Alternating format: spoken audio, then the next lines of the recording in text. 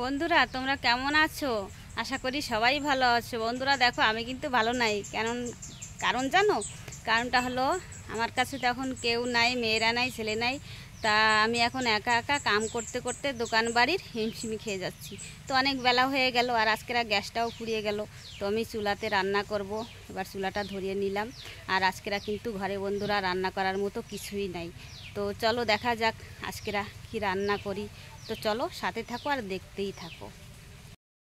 এই যে দেখো এখানে ভাতের হাঁড়িটা আমি বসিয়ে দিয়েছি, চুলাটা ভালো করে ধরে গেছে। আর এর ভিতরে আমি দিয়ে দিচ্ছি এই যে পেঁপে সিদ্ধ। পেঁপে কেটে আগে সিদ্ধ দিয়ে দিয়েছি, না হলে পরে ভাতের সাথে সেদ্ধ হবে না। তো আমি সেদ্ধ বসিয়ে দিয়েছি। এবার চলো দেখি খেতে কি আছে আজকে রান্না করার মতো। এই যে দেখো বন্ধুরা, এই যে আমার সেই ক্ষেতটাতে আমি চলে এসেছি। আর এই যে এখানে দেখা যাচ্ছে সুন্দর সুন্দর কমলি শাক হয়েছে বন্ধুরা। কিছু জন্য আমার ঘরে রান্না করা না থাকে, তা আমি এই যে আমার বানানো ক্ষেতটাতে যদি আসি কিছু না কিছু পাইয়েই যাই।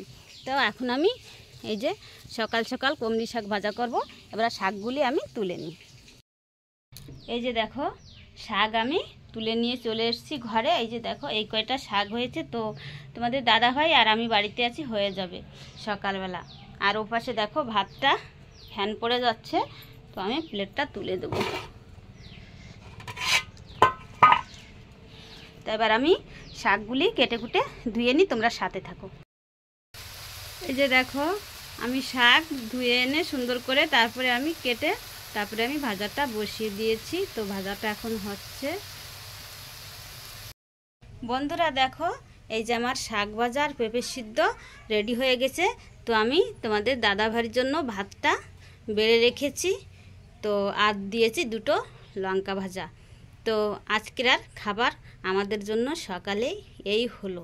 তাই খাবারটা তোমাদের কার কার কাছে ভালো লেগেছে বন্ধুরা কমেন্ট করে জানাবে কিন্তু, ঠিক আছে?